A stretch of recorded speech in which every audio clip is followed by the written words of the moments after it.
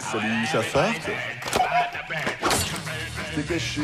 J'ai commencé vraiment ma carrière avec ce personnage-là. Allez, ta gueule, il y a moyen d'avoir une statue de moi aussi. Ce qui a changé, c'est moi. En fait, je me suis fait virer, mais comme j'ai reçu une bouteille, j'ai pris le premier avion. Et là, on m'a dit que Marius était mort. Alors Igor a mangé une méduse et on est parti chercher Hawaï. Attends, t'assieds pas parce que je t'ai invité, mais pas longtemps. C'est pas méchant, c'est juste de la candeur et c'est de l'enfance. La queue, c'est par là, hein. Ouais, mais les taxis, c'est là, hein. Enfin, on fait comme vous voulez. Je me suis dit, tiens, il y a moyen quand même, il y a peut-être moyen encore de s'amuser. Vous allez où À Osgore. Ah bah moi aussi, montez. Ouais, mais non, mais je vais trouver mieux. C'est pas moi qui suis en danger, c'est toi qui es en danger. C'est pour ça que je t'ai envoyé à la bouteille. Ah, c'est gentil, merci. Tu te fous de ma gueule? Non, juste de t'avoir. C'est pouvoir dire simplement la vérité. Quand t'es invité un vendredi soir et que ça te gonfle, t'aimerais pouvoir dire j'ai pas envie de venir. Je sais pas comment te le dire autrement que ça. Ça n'existe pas des autocollants de partout. Mais tu vas fermer ta gueule! Elle commence à nous emmerder, la petite connasse à lunettes! S'il vous plaît. Il y a quelques semaines, j'ai essayé de réhabiliter Taxi 5 parce que ça me tenait à cœur, parce que j'avais pas compris pourquoi ce film avait été autant mis de côté. Et aujourd'hui, je vais peut-être pas réhabiliter Brice 3 parce qu'il n'y a pas beaucoup de monde qui a vu Brice 3. Et ça, c'est pas juste.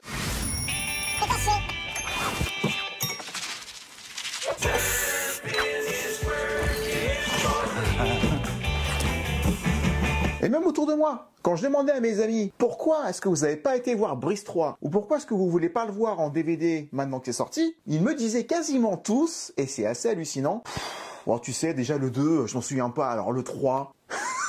C'est normal les mecs. Le 2 n'existe pas. Et pourquoi il n'existe pas? Parce que Brice l'a cassé. Et rien que pour ça, pour moi, Brice 3, c'est déjà réussi. Brice, c'est ton meilleur ami. Marius. Au secours! Rejoins-moi, au plus vite. Prends le premier avion. Le premier avion, s'il te plaît. Oui, le premier avion pour où? Ah bah je sais pas. Parce que Brice 3, ça va au-delà d'un film. La preuve, DVD de Brice 3. Jusque-là, tout va bien. Je l'ouvre, et là... Je sais pas si vous le voyez bien, j'ai 2 DVD dans la boîte. Le film Brice 3 et le film Brice 2, qui n'existent pas. Tu te demandes, mais il y a quoi sur ce putain de DVD? Est-ce que c'est un faux DVD? Est-ce qu'il n'y a rien dessus? Est-ce qu'il y a une blague dessus? Mais Brice 3, c'est ça. Oh putain! Ça va, monsieur? Et toi, ça va? Tu passes un bon vol? Ça va au-delà du film parce qu'il vient te troller chez toi. Et pour savoir ce qu'il y a dedans, bah, je vous le dirai dans la vidéo, donc restez dans le coin. Bonjour à tous, soyez les bienvenus sur Nianco TV. Je suis ravi de vous retrouver pour une vidéo qui m'emballe, parce que ça fait très longtemps que j'avais envie de rendre hommage à ce film qui a intégré d'office mon top 20 des comédies françaises, et oui, hors de Funès, à savoir Brice 3. Mais c'est quoi la petite tache, là? Notre cerveau. Enfin, la partie active, qui représente environ 7%. Ah ouais, quand même. Pour vous donner un ordre d'idée, une huître, c'est 8. Ah ouais. Et un 9, c'est 9. Je précise, je n'ai pas aimé Brice 1. J'aimais bien les sketchs, mais passer d'un sketch de 5 minutes à 1h30, ça n'a pas pris avec moi. C'est pas la même chose. Donc pour ceux qui n'ont pas aimé Brice 1 et qui n'aiment pas le personnage de Brice, ce n'est pas une excuse parce que Brice 3 n'a rien à voir. Vous n'êtes tellement pas prêts. On est potes. C'est vrai? Non, je déconne.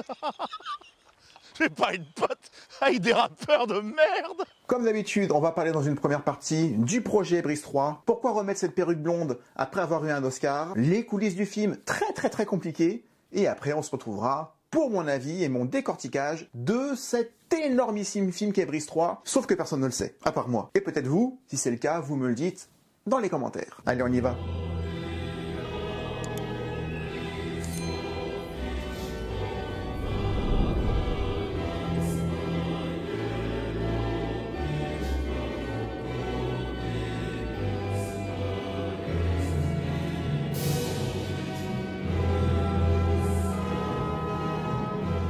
On a parlé de Jean Dujardin récemment dans les 2 premiers films OSS 117. 2 films qui lui ont permis de créer un personnage sur mesure pour exprimer ce mélange de charisme et de beaufitude à la fois. Tous les Allemands ne sont pas nazis, monsieur. Oui.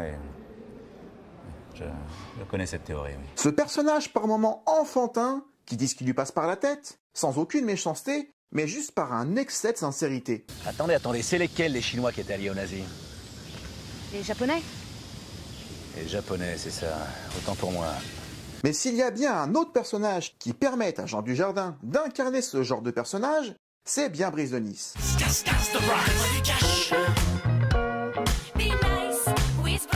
Car ce personnage et son univers, inspiré d'une personne qu'il a réellement connue durant sa scolarité, personnage avec lequel il a démarré en 95 dans Graines de Star. En fait, Kevin, il est un peu comme le H de Hawaï, il sert à rien. C'est le premier que j'ai créé d'ailleurs quand j'ai commencé le café-théâtre. Je suis très attaché à lui. Et puis, c'est un rapport à l'enfance. Puis qui a perduré avec les sketchs, très à la mode au début des années 2000, pour enfin, en 2005, vivre la consécration de son personnage avec le film Brise de Nice, sous la direction de James Hutt et ses presque 5 millions de spectateurs.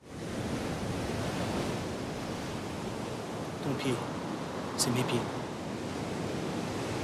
Qui auront définitivement permis à Jean Dujardin d'exploser au cinéma. Et 10 années sont passées, entre OSS 117, volume 1, volume 2, une carrière aux États-Unis avec les plus grands, sans compter un Oscar pour The Artist.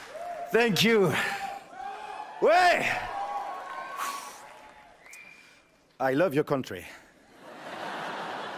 Jean Dujardin pouvait tout envisager, mais il va faire du Jean Dujardin, prendre le contre-pied, faire enfin une suite à Brise de Nice. C'est un personnage qui est en circuit fermé, je peux m'autoriser plein de choses. Et puis surtout, c'est qu'il faut pas le faire normalement, Brice. On te dit 10 ans après, il faut pas le faire. Le déclic est venu au moment où le réalisateur de Brise de Nice, James Hutt, qui a également réalisé avec Jean Dujardin Lucky Luke, entre-temps, a dessiné un poisson, Fabrice de Nice, et Jean Dujardin lui répondra « Ah mais avec lui, on discute de père à fiche ». À partir de là, ils ont réalisé qu'il y avait un boulevard pour Brice 2. La fin de Brise de Nice, premier du nom, suggérait que Brice soit en couple et enceinte aussi de Denis. Denis. C'était con comme fin, et encore une fois, j'ai pas aimé ce Brise de Nice 1, qui était trop loin des sketchs, qui a vraiment amené à un univers amené par James Hutt, avec cette sirène dans les rêves de Brice, avec cette vague géante dans sa chambre, avec ce côté vraiment enfant qui vit dans une bulle et qui est confronté au réel, à la dureté du réel. Je n'avais pas compris pourquoi il était asexué, pourquoi est-ce qu'il en avait rien à faire des filles alors qu'il faisait beaucoup de soirées, ces soirées yellow.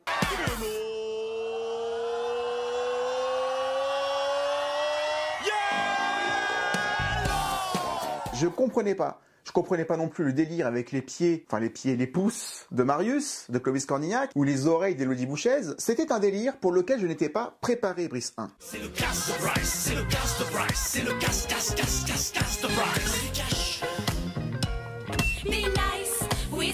Pourtant, qu'on se le dise maintenant, d'une part, quand on connaît maintenant l'univers de Brice grâce au premier, ça aide à rentrer tout de suite dans le troisième, enfin dans le 2, enfin, vous m'aurez compris. Mais tout ce que j'avais pas réussi à faire avec Brice 1, Brice 3 te l'amène sur un plateau, à savoir du pur délire, à la fois visuel, à la fois sonore. Tu en prends plein les mirettes parce que les films sont plutôt beaux, ils sont très colorés, ils sont très vivants. Et Brice 3 va 3 fois plus loin, voire plus que 3 fois plus loin que le 1, parce qu'il ose tout.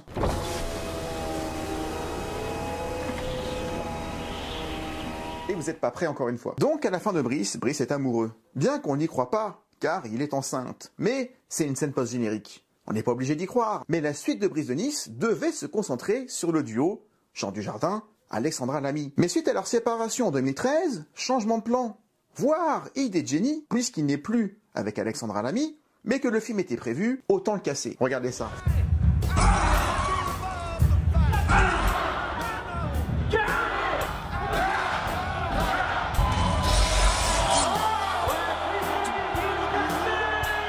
C'est génial, cette interactivité qu'il y a entre Jean Dujardin, son personnage, et le public. Le point fort du film, pour moi, il est là. Et ça va très très loin. T'es encore là? Eh bien, ça devient gênant, là. Faut pas, hein? Bon, je vais te faire un cadeau. Ok? Regarde.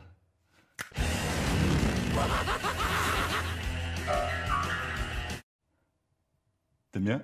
Ne serait-ce que le coup du DVD que je vous ai montré. C'est énorme. Mais le tournage n'était pas facile du tout. Voyons ça de plus près.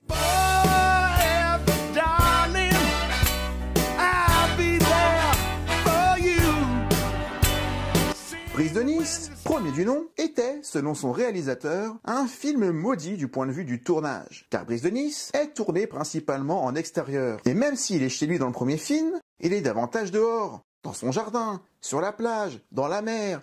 Une mer calme, une mer sans vagues, celle de Nice, sauf que... Ah mais c'est un truc de fou quoi. Putain, la seule semaine, c'est... Non mais regarde la mer. C'est Brice. Premier jour, plus de ponton.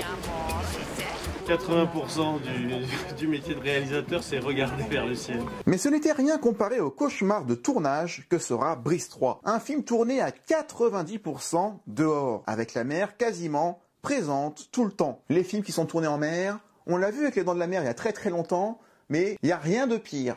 Bienvenue en enfer. Le tournage commence en France, à Nice en septembre 2015, mais également à Bordeaux, et après la haute saison, ce qui permet d'éviter la cohue, les touristes, sans pour autant renoncer au climat ultra favorable. Enfin en principe. Dans 2 secondes, on va se faire embarquer le décor par la mer. Putain, vivement la Thaïlande, hein. Franchement, je vis à Nice depuis 10 ans, et il pleut très rarement, mais quand il pleut beaucoup. Et c'est surtout en février, mars, avril, au début du printemps, qu'il flotte. C'était vraiment pas de bol, mais le pire était à venir.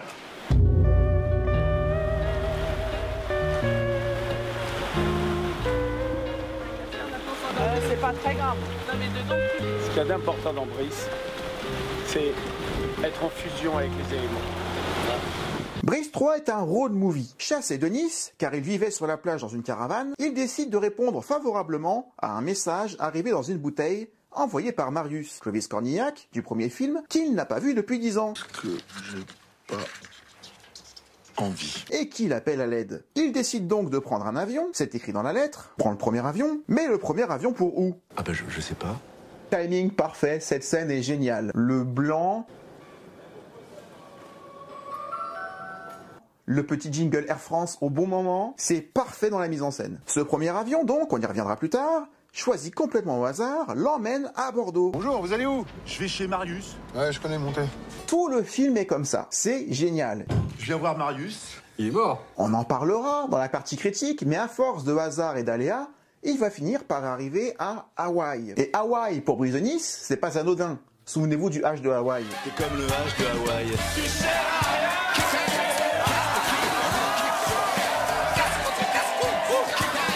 Souvenez-vous-en, parce que c'est important pour le film. Sauf que ça n'a pas été tourné à Hawaï, mais ça a été tourné en Thaïlande. Et c'est là que le vrai cauchemar va débuter. Le tournage en Thaïlande était complexe de base, car c'est un endroit où il fallait absolument tout créer, de A à Z.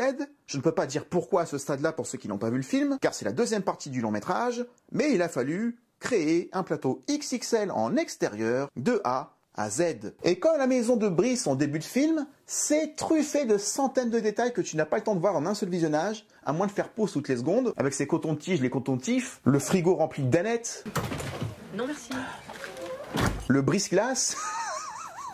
Il y a des trucs partout dans tous les coins, c'est ultra riche visuellement et c'est beau en plus. Mais avec ce qui se passe à la fin du film, dont je parlerai dans la dernière partie, il va falloir faire la même chose en 100 fois plus grand. Mais comme tout se passe en Thaïlande, il faut tourner avec une équipe thaïlandaise, tant du point de vue technique au niveau des assistants, que de ceux qui vont tout confectionner. Que ce soit les perruques jaunes, les chaussettes jaunes, les vêtements jaunes, les voiliers jaunes, tout doit être jaune et c'est du cinéma, rien n'est construit. Ils n'arrivent pas sur un plateau tout fait. Il a fallu le préparer vachement en avance. Il y a quand même 180 personnes qui sont là en tant que figurants sur cette partie du film, dont 50 qui devaient porter une perruque de Brice. Mais tournage maudit oblige, voici ce qui s'est passé. Le dire prod m'a appelé le lundi matin en me disant on rentre à Paris. Je me souviens. Oui, la marée avait vraiment bien emporté tout le décor. Ce qui est incroyable, c'est que c'est la deuxième fois que notre décor est emporté. La première fois, c'était il y a 10 ans. Pareil, sur une plage, le décor de la grande plage à Osgore a été brûlé entièrement. Parce que ça marche aussi avec les décors. Entre un plateau littéralement emporté par la mer, les pluies incessantes alors qu'ils étaient censés faire la fête 24 heures sur 24, jour et nuit, et encore plus, si ça ne suffisait pas, il faisait dans les 40 degrés sur place. Ouais, ici il fait à peu près 48 degrés. Vous voyez, c'est de combien? C'est pour aller à moins 40 sous l'eau. Je vais faire le calcul du dénivellement de température. Là, on est carrément dans 80 degrés. Un tournage en mode marathon durant 9 semaines, épuisant pour Jean Dujardin, car son personnage est présent dans chaque scène. C'est le film de Brice. Et il n'y a quasiment pas une seule scène où il n'est pas là. Le budget du film était d'ailleurs de 16 millions d'euros. En 2015, c'était pas énorme. C'était le même budget que Camping 3, qui se tournait en même temps, en même endroit quand il tournait en France.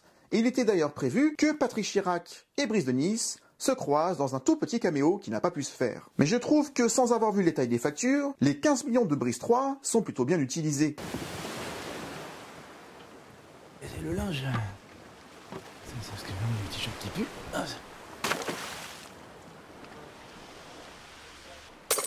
Cassé. Cassé. Oh, pas cassé. Cassé. Toi aussi t'es cassé. Surtout étant donné la beauté visuelle du film, car le film est encore une fois très très beau, très dynamique, très agréable à suivre, très ingénieux du point de vue de la mise en scène, alors que Camping 3 avait le même budget pour un film qui se passe uniquement dans un camping, toujours le même. Et toi, tu bossais dans quoi? À la SNCF. J'avais réussi mon examen parce que j'étais arrivé en retard, ils ont trouvé que j'avais l'esprit de la maison. À voir où est passé l'argent. Parlons du film et de son énorme coup marketing qui malheureusement n'a pas fonctionné. En tout cas, il a fonctionné sur moi. On est parti.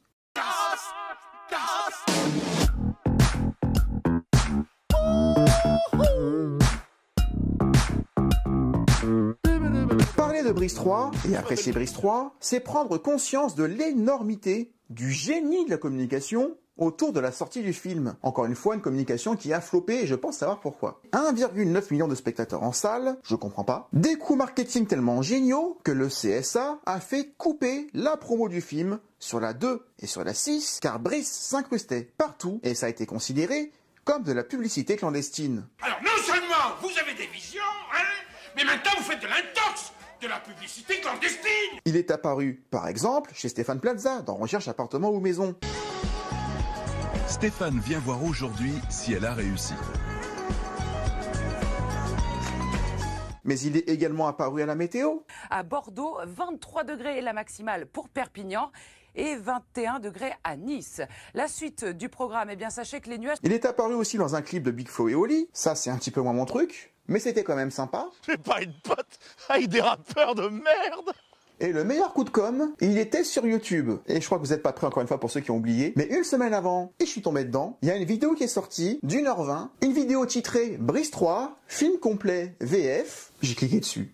Évidemment que j'ai cliqué dessus. Je n'étais pas sûr d'aller le voir, mais si je peux le voir gratuitement à la maison, je vais pas m'en priver. Je lance la vidéo, le film commence, et au bout de 4 minutes, voici ce qui se passe.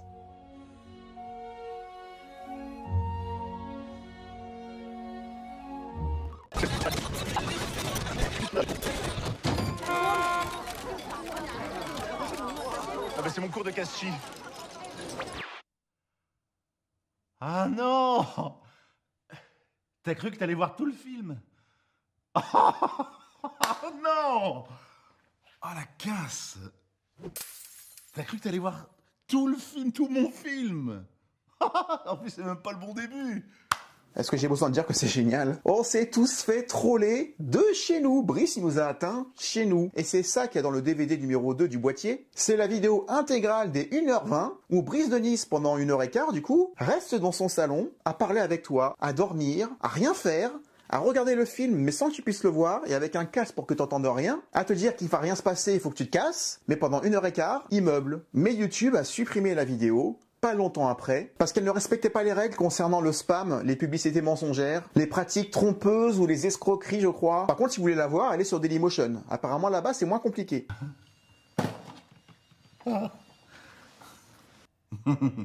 Ça envoie. Mais entre la vidéo de YouTube qui a été supprimée et les interventions de Brice sur la 2 et sur la 6 et même sur la 3 à un moment donné, qui ont dû provoquer des amendes aux chaînes, il n'y a que lui pour faire ça. C'est moi. Et le film dans tout ça, eh ben c'est dans la continuité de tout ce marketing de malade.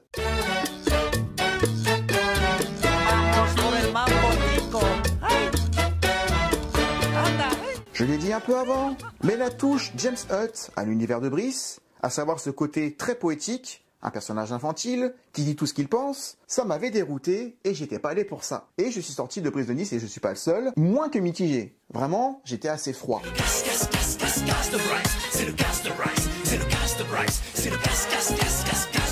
Voir Brice de Nice danser dans la banque, je comprends pas pourquoi tout le monde se met à danser d'un seul coup. Par quelle magie Brice de Nice arrive à ensorceler tout le monde? Alors quand il casse, ça marche. On n'était pas prêts. Mais encore une fois, pour ceux qui n'ont pas aimé Brice 1 comme moi, oubliez-le. Il n'y a pas besoin de le voir pour voir le 3. Et ne me dites pas que le 3 ne vaut pas le coup parce que le 2 était tellement nul, il n'y a pas de 2. Brice 3 n'est pas un film normal. C'est l'heure du duel. Brice 3 ne parle même pas de Brice. Je vous le dirai pourquoi à la fin pour ceux qui veulent rester jusqu'au bout et qui veulent vraiment pas le voir, mais je vous conseille d'y aller tout de suite. Parce que Brice 3 va simplement se contenter de jouer beaucoup avec vous. Et là, je mets un miroir de moi. voire se jouer complètement de vous. Je t'ai cassé. Et c'est une expérience à vivre absolument. Vous repartirez avec beaucoup plus que ce que vous êtes venu chercher. Vous allez en partir conquis. Le film est assez simple au départ. Brice a 115 ans. Il est en colonie de vacances à la neige, avec des enfants, en casse de neige comme il dit, et il raconte des histoires aux enfants, des histoires fausses, a priori exagérées, mais il est mis au défi de raconter une histoire vraie, pour une fois. Et le film commence. Ce sera un récit, une histoire déjà passée, une histoire commentée par Brice, qui va raconter sa propre vie. Et ça a un potentiel énorme. Retour dans le passé donc, Brice de Nice n'a pas changé en disant « Mais le monde autour de lui, oui, beaucoup. » Maintenant, tu devrais passer à autre chose. Parce que les années ont passé. Il vit presque comme un clodo, toujours dans sa bulle jaune, et la ville de Nice en a marre. Même les touristes qui le considèrent comme une bête curieuse, ou les habitants se foutent de lui. Et ils ne le voient pas. En tout cas, ils ne le montrent pas. Et ces passages-là sont particulièrement touchants. Parce que ce personnage, quand il s'y met, il est sacrément émouvant. Oh, la cloche! Tata de poisson pané! Salut! T'as pas suffi hier, t'as déjà pissé dessus. Il y a une étoile volante! Non, c'est vrai. C'est le clochard! Tu nous fais où? Tiens, tu pisses lui!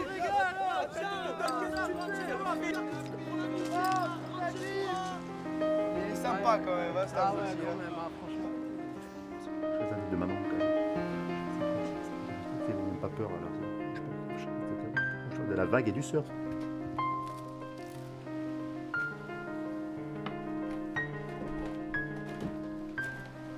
En tout cas, entre sa maison ultra riche en détails, sa relation avec son poisson, qui pareil me fout la larme à l'œil à chaque fois, Je t'aime, mon fiche. clairement, je suis dans l'univers de Brice dès le début, mais avec le mode d'emploi du 1 qui m'y aura préparé. On voit clairement que l'humour va être au 3e degré, il faut le voir essayer de sortir le message de la bouteille qu'il a trouvé.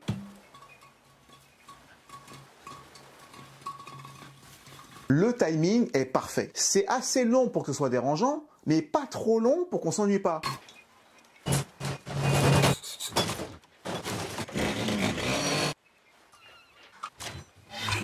Pas comme la scène des papys dans OSS 117 numéro 2 que beaucoup parmi vous ont apprécié. Moi, 2 minutes d'un gag lent, c'est trop.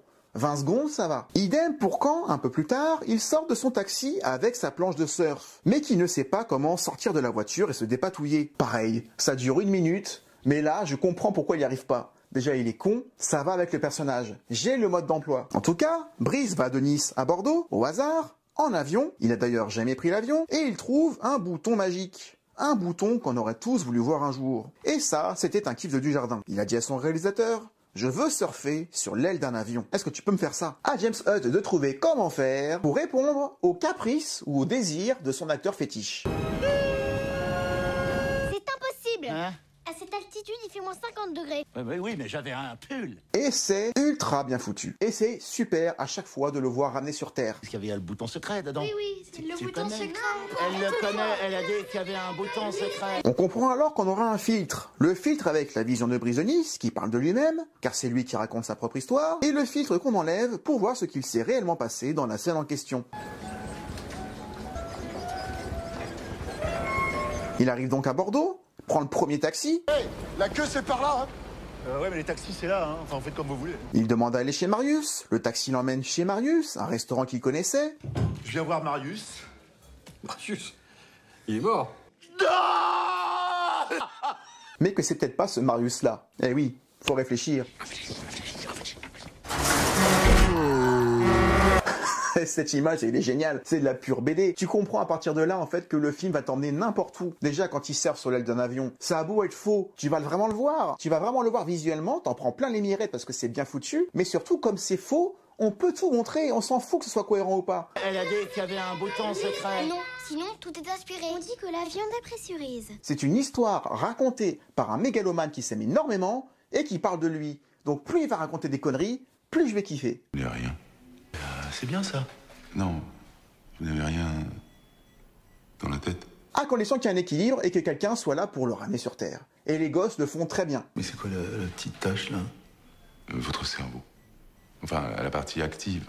Après son accident, son médecin qui souhaite se débarrasser de lui au plus vite suggère à Brice que son courrier était peut-être un message codé. Un message qui pourrait s'interpréter de 1000 façons différentes, mais Brice y voit les initiales de Igor. Igor d'Osgore, son pire ennemi. Et comme Bordeaux-Osgore, c'est pas très loin, destination Osgore, cette fois-ci en stop. Montez? Ouais, mais non, mais je vais trouver mieux. Ah bon? Je m'appelle Brice, je viens de Nice, mais sauf au bordeur, je suis le roi de la glisse. Et il a trouvé mieux. Tu trouveras la place des surfeurs. Ah, c'est gentil, merci. Tu me la gueule? Non, juste de t'avoir.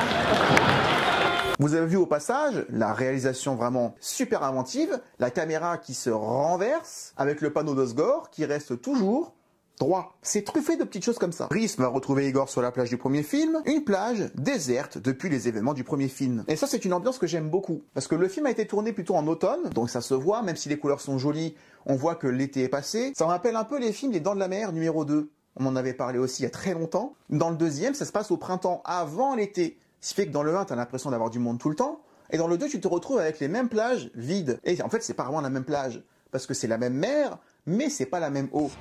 Alors va jouer dans le sable avec ton seau et ta quéquette avant que je t'étripe. Parce que... D'accord, lui, que méchant, quoi. Et ça, tu le ressens vachement dans l'ambiance, dans la partie Osgore. Parce qu'il retourne là-bas, mais ça a changé, quoi. C'est que t'es un putain de demeuré. Ouais, attends, donne pas tout, garde-en un peu pour ta mère. Quoi? Tu sais pas où est Igor? Rien que le maître de la plage a changé, ce n'est plus Igor, c'est Grégor d'Osgore. Ouais, d'ailleurs, j'aimerais bien voir ta gueule, mais juste un soir pour Halloween. Et là, le film va encore nous faire monter un palier et nous faire vivre un truc incroyable. Porte jaune! Et franchement, ce n'est pas gratuit, parce qu'encore une fois, c'est encadré par les enfants. Coup de planche dans ta tête de raptor. C'est pas possible de se transformer en robot. Qui vont mettre ça beaucoup en doute. Et ils ont raison. Bah si. Tu racontes n'importe quoi. Bah non. Vas-y, transforme-toi. Non mais là, c'est parce que je suis pas en colère. Parce qu'encore une fois, voici la réalité de la scène.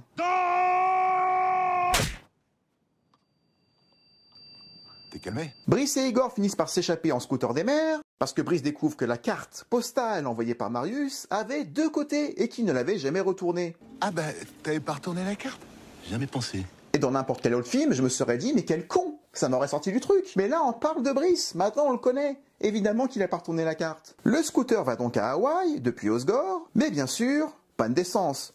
Même si on aurait pu croire, on s'en fout que ce soit pas logique, qu'il ait pu faire Osgore à Hawaï en scooter des mers. Après tout, comme il raconte une histoire, il a pu oublier la cohérence et la réalité de l'essence qui va manquer. Mais non, le film tient compte de ça, le scooter s'arrête, il coule, ils sont repêchés, et là, le film va encore nous proposer un must. Ils sont repêchés par des marins qui maltraitent des poissons et qui polluent la mer. Et là, d'un seul coup, sans prévenir, on part en musique. Pauvre petit poisson, la mer c'est sa maison. Après le manga, le clip quoi, un hommage évident au Nous c'est nous. Ce serait le bonheur.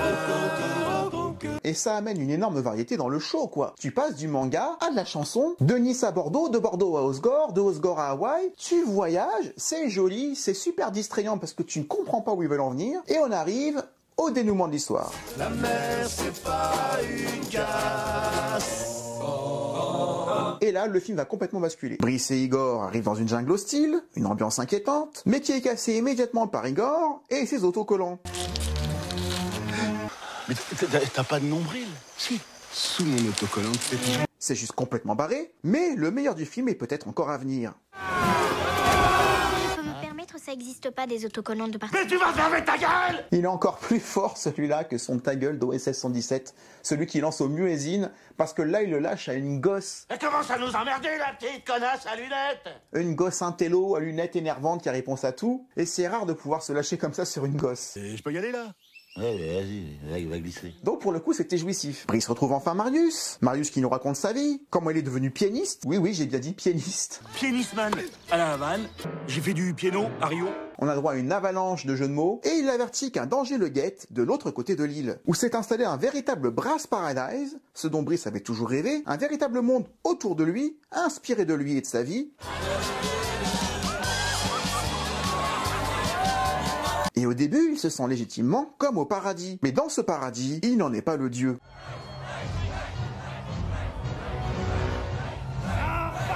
Et là, le film est ultra bien fait. Encore une fois, j'étais gêné dans la salle car je ne comprenais pas tout de suite, parce que la bascule est incroyable. D'un seul coup, le film devient violent. sombre, presque malaisant. On sent que ce faux Brice a quelque chose qui ne va pas. Ça se sent dès qu'on pose les yeux sur lui. Son sourire est méchant. Son regard est méchant. Et le regard que Brice pose sur son double est assez bouleversant. Déjà, le mouvement de la foule autour de lui, alors que lui seul est arrêté, c'est visuellement assez dingue. L'éclairage, le mouvement de la foule, tout est fait pour qu'on ne voit que lui, alors qu'il se passe des milliers de choses à l'écran. On sent toute l'innocence de Brice dans son regard, qui rejette complètement ce monde qui est pourtant calqué sur le sien. Sauf que Brice a un cœur et on voit la différence sans qu'il dise quoi que ce soit. Et puis je vous dis que c'est moi, je me reconnais quand même, c'est moi ça. C'est violent quand même. Ce mec, c'est le mal et tout le monde est mort de rire. Et une foule qui est morte de rire à ça, ça fait peur. Et le faux Brice, aidé par Igor qui veut se faire une place, chasse le vrai Brice qui perd toute confiance en lui, s'étant rendu là parce qu'il n'avait plus rien à faire sur Nice et voulait juste retrouver un ami et se rend compte qu'il n'a absolument rien à faire ici. Donc, où aller? Autant en finir. Et arrive encore une scène qui me prend aux tripes à chaque fois, son suicide.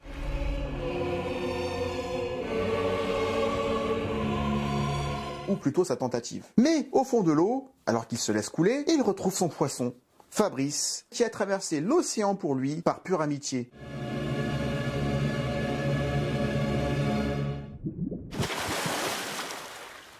J'adore. Encore une fois, c'est 100% mon style de rire, même si j'en ai plusieurs. J'adore passer du avant-après. Un peu comme ce que fait How I Met Your Mother, pour ceux qui connaissent. Brice décide alors de s'affronter lui-même pour sauver Marius, réhabiliter l'île.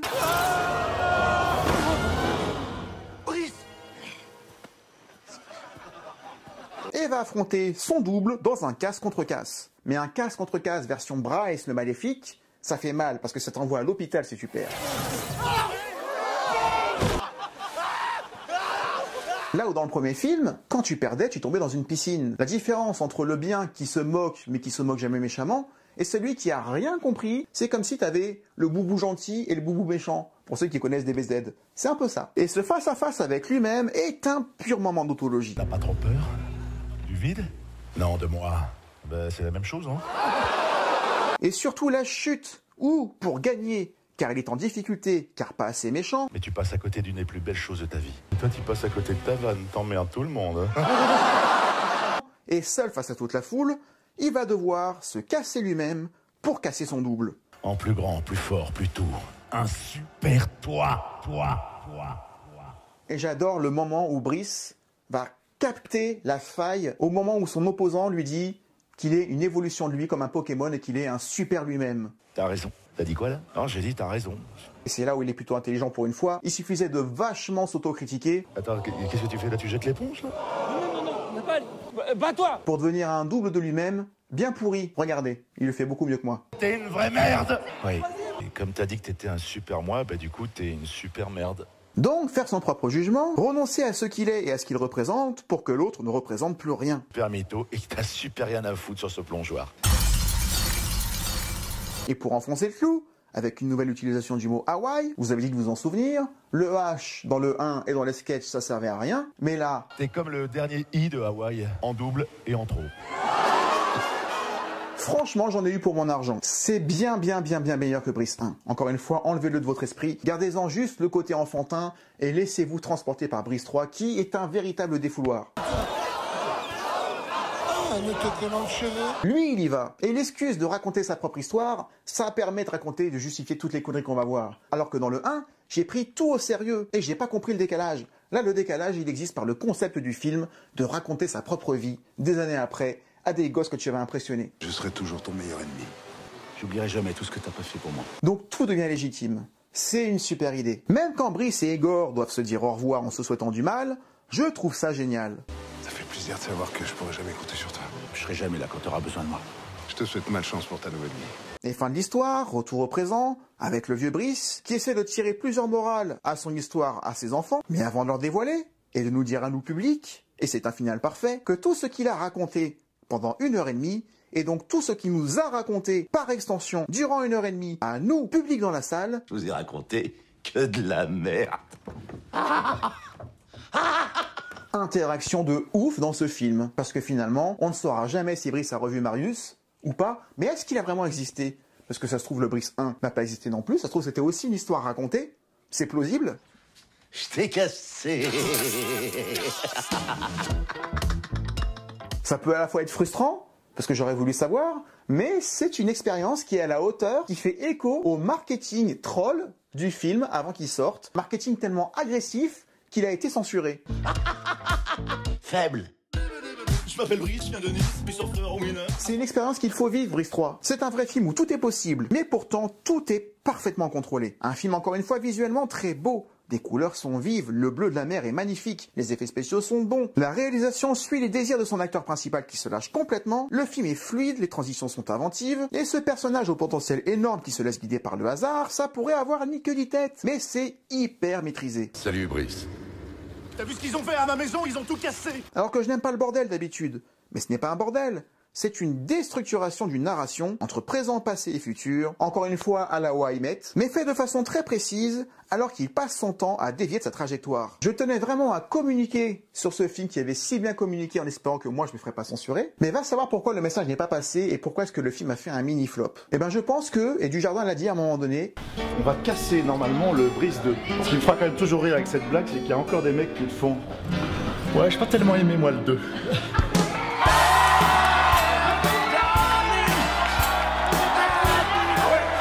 que beaucoup de monde n'a pas été voir le 3 parce qu'ils se sont dit qu'ils ont raté le 2 et que donc ils pouvaient pas voir le 3 puisqu'ils ont raté le 2 ou s'ils l'ont vu, ils l'ont oublié. Donc pourquoi aller voir un film alors que t'as raté un épisode? Je suis quasiment sûr que c'est ça.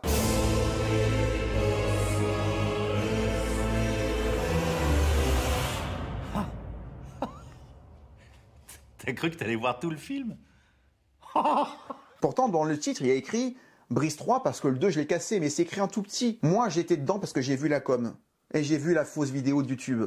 Mais ceux qui l'ont pas vu, je pense qu'ils sont passés à côté de quelque chose. En tout cas, allez voir Brice 3. Courez-y, téléchargez-le, allez voir où vous voulez, je m'en fous, achetez-le, même c'est mieux. Mais regardez-le, c'est une belle expérience. Et si je dis que c'est un de mes top 20 des comédies françaises, ce n'est pas qu'à cause du film, parce que je sais pas s'il serait vraiment dedans, mais c'est le film et tout ce qu'il y a eu avant, et tout ce qu'il y a eu après dans le DVD. Le deuxième DVD qui est là, je m'en remets pas, hein. Parce que si on enlève tout ce qui est à côté, Brice 3 reste Brice 3. Intégrez ça dedans dans votre visionnage, et j'espère que vous aimerez. Et si vous aimez ou si vous aimez pas, vous me le dites en commentaire. En tout cas, merci d'avoir regardé la vidéo jusqu'au bout, j'espère qu'elle vous aura plu. Est-ce que vous avez vu Brice 3? Est-ce que vous l'avez aimé? Est-ce que vous l'avez pas aimé? N'hésitez pas à vous lâcher, à balancer les répliques que vous préférez dans les commentaires. Et s'il y a rien qui vous vient, n'hésitez pas à dire Bijou, Coco, c'est non.